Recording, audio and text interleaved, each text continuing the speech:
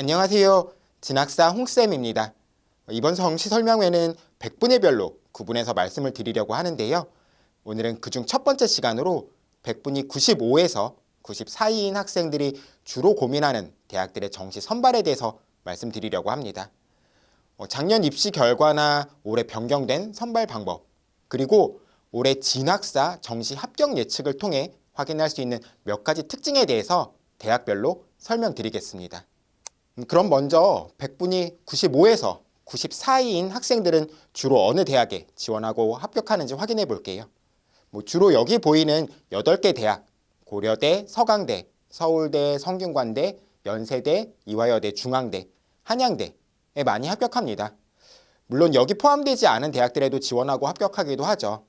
경희대나 외대, 시립대 같은 곳에도 백분위 90 이상 학생이 합격하는 경우들이 꽤 있어요. 다만 백분위 90 아래의 학생이 상당수 합격하기도 합니다. 그래서 오늘은 여기 8개 대학에 집중해서 말씀드리도록 하고요. 다른 대학들은 또 다른 백분위별 설명회 시간에 설명드리겠습니다. 그런데 이 중에서 서울대는 한번 짚고 넘어가야 됩니다. 작년 입시 결과로 봤을 때 인문계열학과의 입결은 95보다 더 높은 경우가 많았고요. 자연은 95 이하인 경우가 많았어요. 그런데 올해는 자연계열의 학과 입시 결과도 백분위로 봤을 때는 조금 더 올라갈 수 있을 것 같습니다. 올해 서울대 정시 특징 중에 하나가 과학탐구 원원조합도 받아주기 시작했다는 거잖아요. 작년까지는 이 학생들이 아예 서울대에 지원할 수 없었는데 올해는 아니기 때문에 지원할 수 있는 학생의 숫자가 더 많아지게 되었습니다. 그러다 보면 백분위로 보는 입시 결과도 상승하는 모습을 보일 수 있을 거예요. 구체적인 것은 서울대 특징에 대해서 설명드릴 때 다시 짚어보겠습니다. 아무튼 백분위 95 이상의 입결을 보일 수 있는 서울대이지만 그래도 오늘 영상 내용에 포함해서 말씀드리도록 할게요. 자, 그럼 이제 대학별 내용을 짚어보기 전에 딱 하나만 짚어보고 가겠습니다. 바로 자연계 학생들의 인문계열 학과로의 교차 지원에 대한 내용이에요. 최근 2년 동안 가장 커다란 이슈였고요. 이 8개 대학들의 경우에는 그런 교차 지원이 굉장히 많았습니다. 8개 대학의 인문계열 학과의 합격자 중에서 자연계열 학생의 비율을 보면 평균적으로 51%나 됐어요. 물론 대학별로 봤을 때 차이는 있습니다. 여기 노란색으로 표시된 서강대나 연세대, 한양대 같은 경우에는 그 합격자 비율이 70% 이상으로 높았는데 파란색으로 보이는 성균관대나 이화여대 같은 경우에는 그 비율이 상대적으로 매우 낮았죠. 그건 대학이 가진 선발 방식의 차이 때문에 그렇습니다. 교차 지원은 기본적으로 수학 점수에 이점을 가지는 자연계열 학생들이 많이 선택하게 되는데 그런 경우에는 수학 반영 비율이 높은 대학으로 지원하는 게 더 유리하겠죠. 서강대나 한양대 같은 경우에는 수학의 반영 비율이 40% 이상이었어서 교차 지원이 많았고요. 이대 같은 경우에는 수학 반영 비율이 작년에는 25%밖에 되지 않아서 교차 지원이 적을 수밖에 없었던 거죠. 물론 이 외에도 탐구의 반영 비율이나 변환 표준 점수의 활용 같은 것도 영향을 미치는데요. 이건 각 대학에 대한 설명을 드리면서 더 구체적으로 다뤄보겠습니다. 아무튼 기본적으로 오늘 영상에서는 고려대와 같이 이 8개 대학을 다루려고 한다. 그리고 이 대학들에는 교차 지원이 상당히 많았다에 대해서 간단히 언급을 했고요. 이제 대학별로 올해 정시 특징을 살펴보도록 하겠습니다. 먼저 서울대학교입니다. 서울대의 올해 정시의 특징이라고 하면 크게 3가지라고 할 수 있을 것 같은데요. 첫 번째는 지역균형과 일반 전형으로 나누어서 선발한다는 거. 두 번째는 수능 성적만으로 선발하는 게 아니라 교과평가를 반영한다는 점입니다. 이 첫 번째, 두 번째 사항은 작년부터 그랬던 거고요. 세 번째 사항은 올해부터 적용되는 내용인데 바로 자연계열 학과들의 과학탐구 1+1 조합을 허용하기 시작한다는 점이에요. 여기서 먼저 교과평가에 대한 영향력을 확인해 보려고 하는데요. 지역균형에서는 교과평가 반영 비율이 무려 40%나 되고 일반 전형도 20%가 됩니다. 여기 보이는 이 수치만 보면 교과평가의 영향력이 엄청 크겠는데 내신이 낮으면 지원 못하는 거 아니야? 이렇게 생각이 드실 수도 있을 것 같아요. 그런데 저희 작년 입시 결과를 살펴보면 교과평가의 영향력이 그렇게 크지 않았던 것 같습니다. 교과평가를 활용하는 방법을 보면요. 여기 보이는 것처럼 평가는 AA, AB, BB, BC, CC 이렇게 5가지 단계로 이루어지는데요. 점수 차이가 그렇게 크게 느껴지지 않을 수 있어요. 단계별로 뭐 1점, 2점 이 정도 점수 차이에 불과하기 때문에 크게 느껴지지 않을 수 있는데요. 정시에서 1, 2점 차이가 작은 건 아닙니다. 정시 같은 경우에는 소수점 차이로 당락이 결정되는 전형이기 때문에요. 하지만 그럼에도 불구하고 이 1, 2점의 교과평가 영향력이 크지 않았다, 작았다 라고 말씀드리는 건 지원한 학생들 대부분이 B라는 평가를 받았던 것으로 보이기 때문입니다. 서울대가 작년에 인천 지역의 진로 교사단 분들과 인터뷰를 할 때에도 그런 말을 했었어요. 대부분이 B를 받게 될 것 같다고요. 물론 정말 교과 성적도 좋고 학생부 내용도 훌륭한 일부 학생은 AA를 받는 경우도 있었을 거고 검정고시생같이 뭔가 보여줄 수 있는 게 없는 학생은 CC를 받기도 했을 겁니다. 그렇지만 작년 지원자 대부분은 B를 받을 수 있었고 그렇기 때문에 교과평가의 영향력이 크지 않았다. 이렇게 설명드리는 거예요. 실제 입시 결과에서도 그렇게 나타난 것 같아요. 저희 표본으로 봤을 때 수능 점수가 더 우수했던 학생이 불합격하고 수능 점수가 더 낮은 학생이 합격하는 케이스가 일부 있기는 했습니다. 수능 점수가 높지만 교과평가를 CC 받아서 불합격한 케이스, 주로 검정고시생이었던 것으로 보이는데 그런 케이스도 있었고요. 아니면 수능 점수가 조금 낮지만 교과평가에서 AA를 받아서 역전한 케이스도 있었던 것 같아요.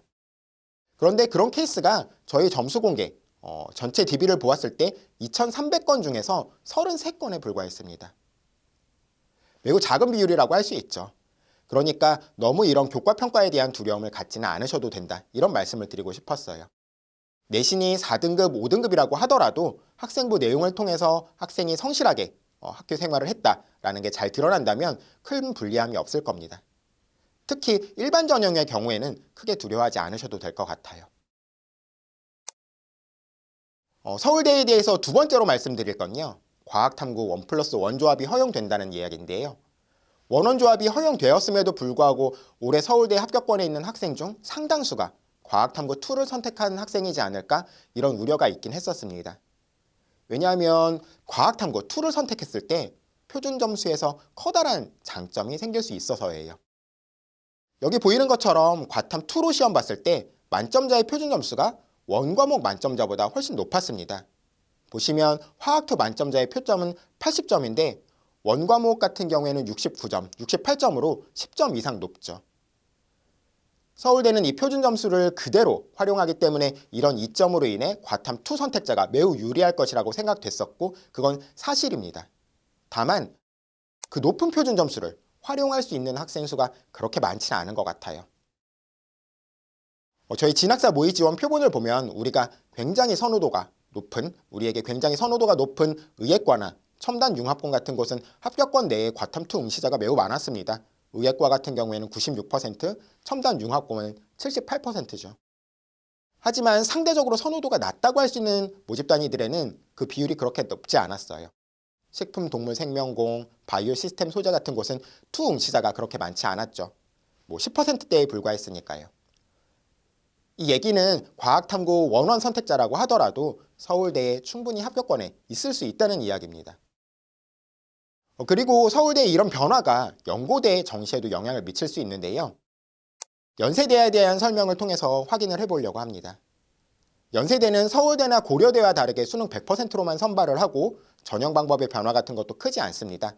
탐구 변환표준 점수 활용법이 조금 바뀌었는데 변표에 대한 이야기는 성균관대 변화가 더 크니까 그때 설명드리기로 할게요. 아무튼 그래서 연세대에 대해서 특징적인 이야기를 드릴 것이 많지는 않지만 크게 두 가지에 대해서 설명드리려고 해요. 그중 하나는 영어입니다. 연세대는 영어 영향력이 매우 큰 대학이죠.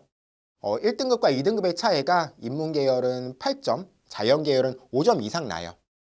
서울대 같은 경우에는 1, 2등급 차이가 0.5점이고 고려대는 3점, 올해 성균관대 같은 경우에는 1, 2등급 간 차이가 아예 없다는 걸 비교하면 그 차이가 매우 크다는 걸 알 수 있죠.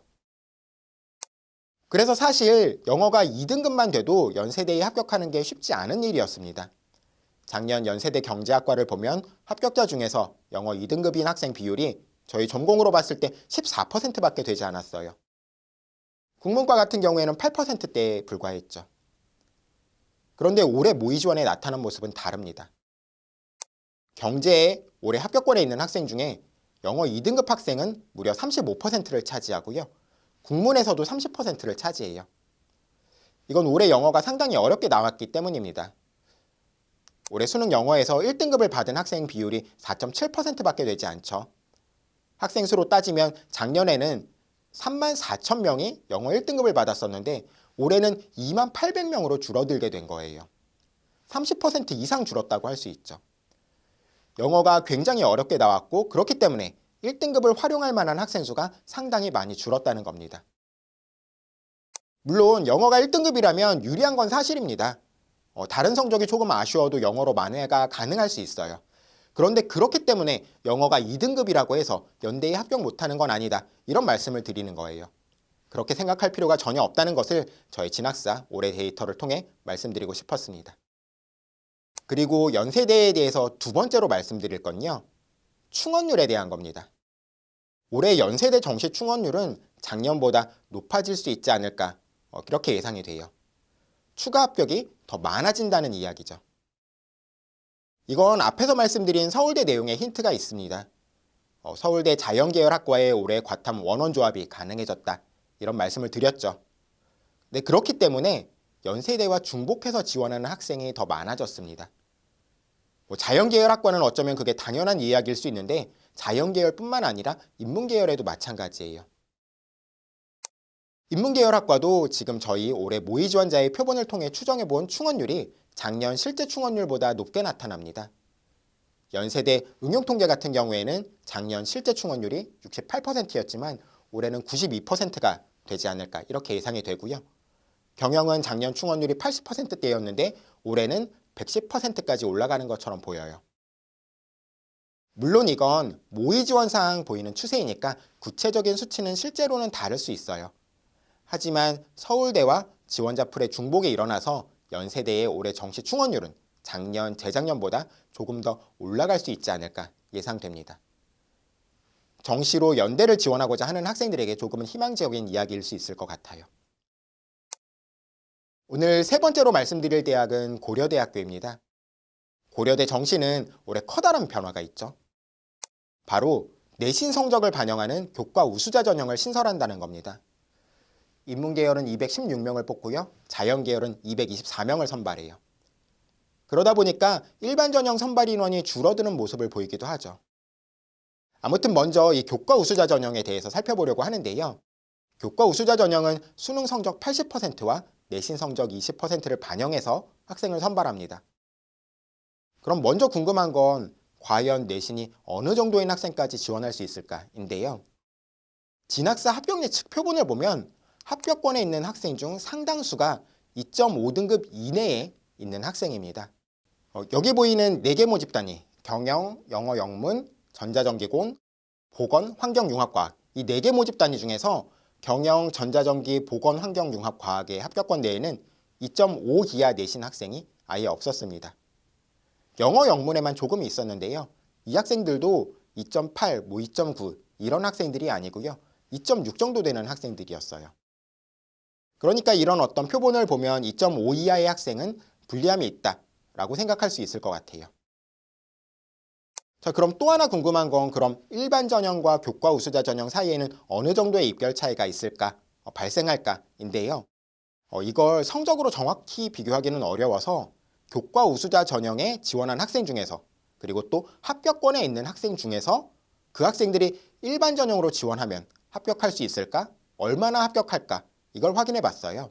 그랬더니 물론 학과마다 차이가 있지만 일반 전형으로도 합격할 수 있는 학생이 그렇게 많지는 않았습니다. 경제는 25%, 심리는 16.6%, 건축은 14.3%였죠. 화공생명 같은 경우에는 조금 특이하게 높았는데요. 어쨌든 전반적으로 그렇게 높은 수치는 아니었어요. 어쩌면 당연하다면 당연할 수 있는 이야기인데 수능 성적이 조금 아쉽다면 교과 우수로 지원하는 것이 유리하기는 할 겁니다. 다만 내 내신이 2.5 이하 등급이라면 조금 어려움이 클 수 있다. 이렇게 정리를 해볼 수 있을 것 같아요. 네 번째로 말씀드릴 대학은 서강대학교입니다. 서강대학교는 사실 드릴 말씀이 그렇게 많지는 않아요. 커다란 변화가 있는데 그게 정시 입시에 영향을 미치는 것 같지는 않습니다. 물론 지금 아직 이 영상을 찍는 지금 탐구 변환 표준 점수가 발표되지 않아서 그게 어떤 영향을 가질 수 있을지 알 수 없지만 지금으로는 큰 변화가 없고 작년의 정시 경향성을 그대로 따르지 않을까 이렇게 생각이 돼요. 아무튼 올해 서강대가 정시에서 가지는 변화를 보면 가장 큰 특징은 계열별로 수능 필수 응시 영역을 제한하지 않는다는 겁니다. 그러니까 이 말은 확통이나 사탐을 선택한 학생도 자연계열, 공대에 지원하고 합격할 수 있다는 거예요. 내년에는 이런 대학들이 상당히 많아지지만 올해는 주요 대학들 중에서 서강대와 성균관대만 이렇게 제한을 완화했죠. 그리고 그 제한을 완전히 푼 것은 서강대뿐이고요. 그런데 이런 변화가 큰 의미를 가지지 못합니다. 수능 점수 구조 때문에 확통을 선택한 학생이 자연계를 지원하는 게 유리하지가 않기 때문이에요. 또 인문계열에서 가장 선호도 높은 학과인 경영이나 경제학과의 예상 커트라인이 자연계열에서 인기가 낮은 자연과학학과, 그러니까 물리나 화학 이런 학과보다도 커트라인이 더 낮게 형성되어 있습니다. 그러니까 이건 물리나 화학에 턱걸이로 합격할 만한 이런 학생이 서강대 경제나 경영에 지원했을 때 충분히 합격권에 있을 수 있다는 얘기가 되죠. 컴퓨터공이나 인공지능 같은 곳에 정말 소수의 인문계열 학생 표본이 합격권에 있기는 하지만 이 학생들 대부분이 연고대에 동시에 지원하고 있고 빠져나갈 가능성이 있는 학생들이거든요. 그러니까 서강대의 경우에 올해 작년과 크게 다르지 않을 것이다. 작년의 경향성과 유사할 것이다. 높은 충원율, 높은 교차 지원 비율을 가질 것이다. 이 정도로 생각하시면 좋을 것 같습니다. 다음으로 말씀드릴 대학은 성균관대학교인데요. 성균관대는 올해 여러 가지 변화로 인해서 작년과 다른 경향성을 가지게 될 것 같습니다. 먼저 성균관대는 자연계열 학생들의 인문계열 교차 지원이 쉽지 않았던 대학입니다. 보시면 작년 서강대나 한양대의 인문계열 합격자 중에서 교차 지원 비율이 70%를 넘었었는데 성균관대는 20%밖에 되지 않았죠. 이건 무엇보다 성균관대가 탐구 변환 표준 점수를 통해서 인문계열 학생들에게 유리함을 주었기 때문인데요. 변환 표준 점수라는 걸 간단히 설명드리면 대학이 탐구 과목 선택에 따른 유불리를 보정하기 위해서 성적표상의 표준 점수나 백분위를 그대로 활용하는 게 아니라 백분위 성적을 바탕으로 해서 보정한 점수를 활용하는 걸 말합니다. 아무튼 지금 이 표는 성대가 활용했던 작년 변환 표준 점수의 일부인데요. 보시면 같은 백분위 100이라고 하더라도 사회탐구를 선택해서 백분위 100을 받은 학생은 72점을 받고요. 과학탐구를 선택해서 백분위 100을 받은 학생은 70점을 받았어요. 사회탐구를 선택한 학생의 점수가 2점이 더 높았던 거죠. 백분위 96의 경우에도 사회탐구의 성적이 1점 이상 높죠. 그런데 다른 대학들은 성균관대와 달랐습니다. 과탐의 성적을 더 높게 반영하는 대학이 많았어요. 그런데 성대는 이렇게 다른 대학들과 다르게 사회탐구에 이점을 주다 보니까 과탐을 선택했던 자연계열 학생들이 합격하기 어려웠던 거죠. 그런데 이게 올해 바뀌게 됩니다. 이건 올해 변표의 일부인데요. 백분위의 100의 성적을 보면 사회탐구는 69.22점인데 과학탐구는 70.75점으로 과탐의 점수가 더 높게 설정되어 있습니다. 과학탐구를 선택한 학생이 더 유리해졌다는 거죠. 자연계열 학생들이 인문계열로 교차 지원하는 데 있어서 유리해졌다는 겁니다. 작년에 비해서 교차 지원 비율이 많이 올라갈 수 있다는 거죠. 실제 지금 저희 진학사 합격 예측 표본을 봐도 자연계열 학생들이 무척 많아졌습니다.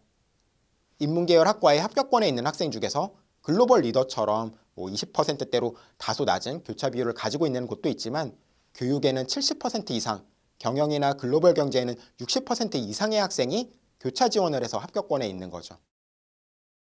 작년 평균 20%와 비교했을 때 무척 많이 높아진 수치예요.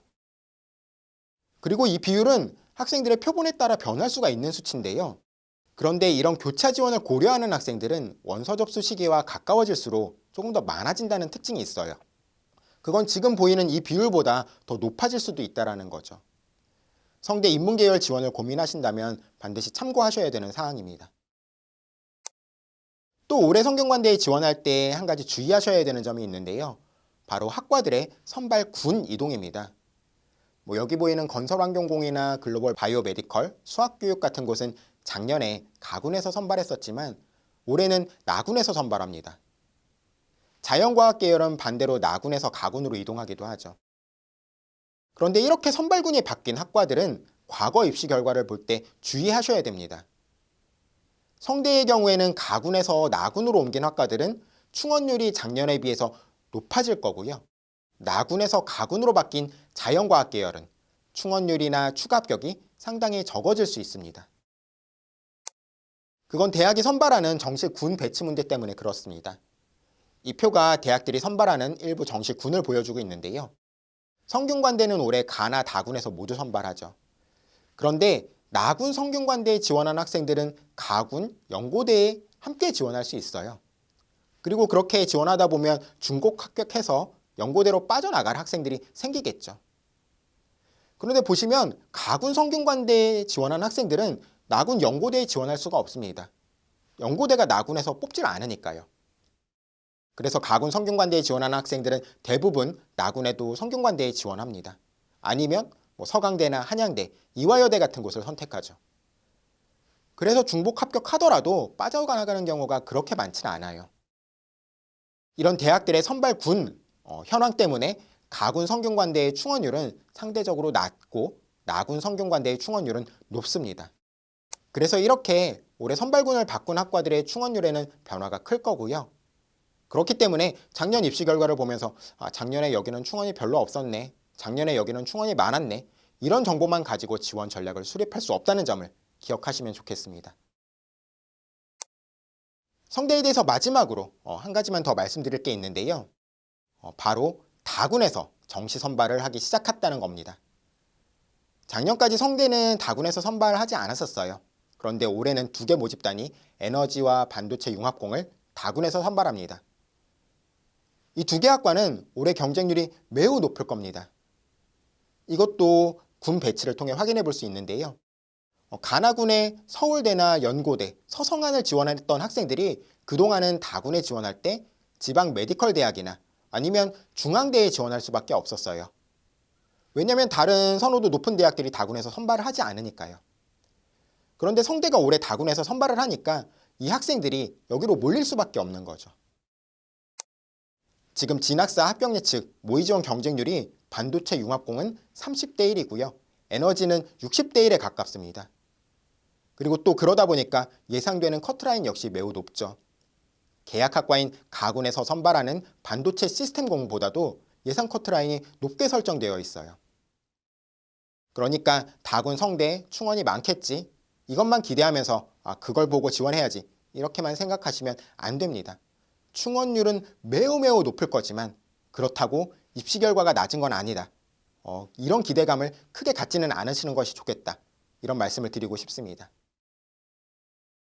자, 그럼 이렇게 조금 길게 성균관대에 대한 설명을 마쳤고요. 다음은 한양대학교입니다. 한양대학교는 변화사항이 크지 않아요. 그래도 몇 가지를 살펴보면요. 먼저 교차 지원입니다. 올해 진학사 정시 합격 예측 데이터를 통해서 본 통계인데요. 지금 경영이나 경제 같은 경우에는 합격자 중에서 자연계열 학생이 70%가 넘는 것으로 나와 있고요. 정책이나 영문은 50% 미만인 것을 볼 수 있죠. 학과에 따라서 이런 차이가 크다는 겁니다. 이 차이는 수능, 활용 방법에서 나와요. 경제나 경영은 수학 반영 비율이 40으로 높은데 정책이나 영문은 30으로 상대적으로 낮은 편이죠. 수학에 이점을 가지고 자연계열 학생들이 교차 지원하는데 그럴 때 이렇게 수학 반영 비율이 더 높은 쪽으로 지원하는 게 더 유리할 수밖에 없고 그런 선택을 하는 학생들이 많은 거죠. 올해도 이런 경향성은 마찬가지일 것 같습니다. 전반적으로 교차 지원 합격자 비율이 높겠지만 상경계열은 훨씬 더 높을 거예요. 한양대에 대해서 두 번째로 말씀드릴 건요. 과거 입시 결과를 확인해 보면서 말씀드릴 건데요. 한양대 가군 선발 모집 단위의 충원율은 작년 평균 44%였고 나군 충원율은 230%로 높았습니다. 이 이유는 앞에 성균관대 내용에서 설명드렸어요. 대학 선발군 배치 문제 때문인데요.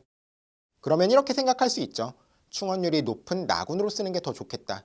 성적이 별로 안 좋으니까 추가 합격이 많이 돌면 나도 합격할 수 있지 않을까, 이런 생각이죠. 그런데 그런 전략이 그렇게 효과적이지 않을 겁니다. 어디가에 발표된 가군과 나군, 한양대의 작년 입시 결과를 보면 70% 커트라인의 평균이 가군은 92.5고 나군은 93.2로 나군이 오히려 높았어요. 내 성적이 낮다면 충원율이 높은 나군보다 오히려 충원율이 낮은 가군에 합격할 확률이 더 높았었다라는 거죠.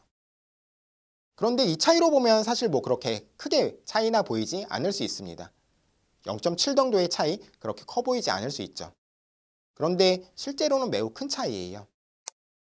지금 보이는 이 표는 작년 점수 공개 서비스를 통해 수집된 한양대 커트라인의 점수, 그걸 낮은 순서대로 나타낸 표입니다. 왼쪽에는 인문계열 학과들의 순위가 가장 낮은 순으로 10개가 정리되어 있고요. 오른쪽에는 자연계열 학과가 10개 정리되어 있죠. 참고로 이 순위는 매년 바뀔 수 있는 겁니다. 뭐 작년에 사회가 제일 낮았어? 정치외교가 저렇게 낮았어? 그럼 올해 거기에 써볼까? 이런 생각을 하시면 절대로 안 된다는 점 참고해 주시면 좋겠어요. 아무튼 이 10개 학과의 순위를 보면요. 인문계열은 모두 가군에서 선발하는 학과였고요. 자연계열은 생명과학을 제외한 나머지 9개 모집 단위가 가군에서 선발하는 학과였습니다. 커트라인까지 보았을 때는 가군과 나군의 차이가 명확하게 드러났다는 거죠. 그러니까 한양대를 다소 낮은 성적으로 지원하고 싶은데 가군을 쓸까 나군을 쓸까, 나군이 충원이 많이 되니까 나군으로 쓸까, 이런 식으로만 접근하시면 안 된다는 점을 꼭 기억하시면 좋겠습니다. 자, 오늘 소개해드릴 7번째 대학은 바로 이화여대입니다. 이 대의 정시 특징은 인문과 자연 통합 선발을 한다는 겁니다. 물론 사범계열같이 별도로 선발하는 학과가 있긴 하지만요. 아무튼 올해 통합 선발 인원은 인문은 173명이고 자연은 141명이에요. 굉장히 많은 인원을 하나의 모집 단위로 묶어서 선발하죠. 아무튼 이렇게 많은 인원을 선발하다 보니까 합격자들의 평균 성적과 커트라인 사이에는 차이가 크게 벌어집니다.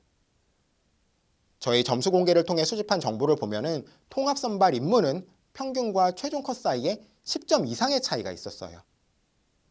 사범계열학과들 같은 경우에 차이는 평균 4점에 불과했었는데요.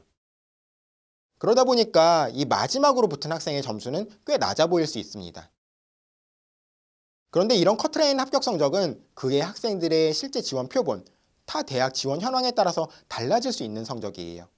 매년 10점의 차이가 나는 건 아니라는 거죠. 커트라인으로, 막차로 합격할 수 있을까? 이런 고민을 해보는 것은 충분히 지원 가능한 지원 전략이지만 이렇게 모집 인원이 많은 곳은 커트라인의 성적의 변동이 클 수가 있으니까 작년에 저 정도 성적으로 합격했으니까 나도 되겠지. 이렇게 생각하시면서 지원하시면 안 된다는 점을 말씀드리고 싶어요. 그런데 통합선발 인문보다 그 점수 차이가 더 컸던 곳이 있어요. 바로 초등교육이었습니다. 그 차이가 엄청나게 컸죠. 이화여대뿐만 아니라 경인교대, 부산교대, 서울교대 등 많은 초등교육과가 비슷한 양상을 보였습니다. 평균과 최종 컷의 차이가 매우 컸어요. 그럼 올해는 어떻게 될까요? 아직은 잘 모르겠습니다. 학생들에게 선호도가 낮아지고 있다는 것은 사실이지만 또 다소 낮은 성적으로 합격을 바라는 학생들이 몰리게 되면 최저 컷이 작년만큼 차이가 나지 않을 수 있거든요. 저희 모의 지원을 통해서도 아직은 명확한 경향성이 보이지 않아요. 면접에 영향력이 있는 대학들이 있기도 하고요. 초등교육에 관심이 조금이라도 있으시다면 진학사 합격 예측을 통해서 학생들의 지원 심리가 어떻게 변하는지 꾸준히 확인해 보시면 좋겠다는 말씀 드리고 싶어요. 얼마나 많은 학생들이 초등교육과에 모의 지원하고 있는지를 살펴보세요. 또 초등교육뿐만 아니라 이화여대 인문계열의 지원을 고민하시는 분들도 데이터를 꾸준히 지켜보시면 좋겠어요. 인문계열의 수능 영역별 반영 비율이 작년과 달라졌는데요.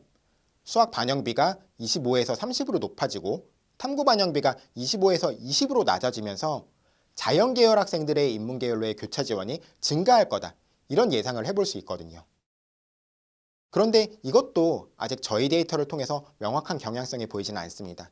다만 앞에서 몇 번 언급했던 것처럼 교차 지원 여부는 원서 접수 시기에 가까워질수록 그 경향성이 더 명확하게 드러나니까 꾸준히 모의 지원을 살펴보시면서 내 경쟁력을 확인해 보셔야 될 것 같습니다. 자, 그럼 오늘 마지막으로 말씀드릴 대학은 중앙대학교입니다. 중앙대는 공공인재 학부의 영역별 반영 비율이 조금 달라진다는 점 정도가 특징이지만 큰 영향을 미치지는 않는 것 같아요. 그래서 중앙대 다군에 대해서 살펴보면서 마무리를 하려고 하는데요. 인문계열의 경우에는 경영학과가 다군에서 205명을 선발하는데 작년 상황을 보면 경쟁률은 23대 1이었고 충원율은 950%였어요. 높을 수밖에 없죠. 이런 인문계열의 경향성은 올해도 동일할 겁니다. 지금 모의 지원 표본으로 보면 충원율이 850% 정도인데 실제로는 좀 더 많은 학생들이 몰리게 되고 충원율도 지금보다 더 올라갈 것으로 보여요. 그런데 자연계열은 그렇지 않습니다. 물론 작년에 보면 자연계열도 경쟁률이나 충원율이 높았어요. 소프트웨어 학부의 충원율은 1300%였고 전자전기는 1400%였죠. 다만 이건 올해 달라질 겁니다. 성균관대 때문인데요. 성균관대가 다군에서 선발하면서 성대에 지원할 약 1600명 이상만큼 중앙대의 자연계열에 덜 지원하게 될 것 같거든요. 그래서 지금 저희 표본으로 보면 충원율이 작년보다 300% 정도씩 낮아질 것으로 예상되고 있어요. 시간이 지나면 제 생각에는 더 낮아질 개연성도 있다고 보입니다. 아무튼 중앙대도 서강대처럼 변화가 크지 않아서 대체로 작년 경향성을 따르겠다. 하지만 다군 자연계열 모집 단위만큼은 작년과 다를 수 있다는 점을 참고하시면 좋을 것 같아요. 자, 이렇게 오늘 준비한 내용을 모두 마쳤는데요. 정시 합격을 위해서 중요한 건 과거의 데이터가 아닙니다. 말씀드린 것처럼 대학의 선발 방식 변경 등으로 매년 그 경향성이 바뀔 수 있어요. 그러니까 과거 데이터가 아닌 올해 성적을 바탕으로 경쟁 학생들의 지원 심리를 확인하면서 지원하는 게 가장 효과적일 겁니다. 그건 저희 진학사 정시 합격 예측 서비스를 통해서 가장 잘 확인하실 수 있을 것 같아요. 그러니까 저희 서비스를 통해서 올해 정시에서 아쉬움 없는 결과를 받으실 수 있기를 바라겠습니다. 감사합니다.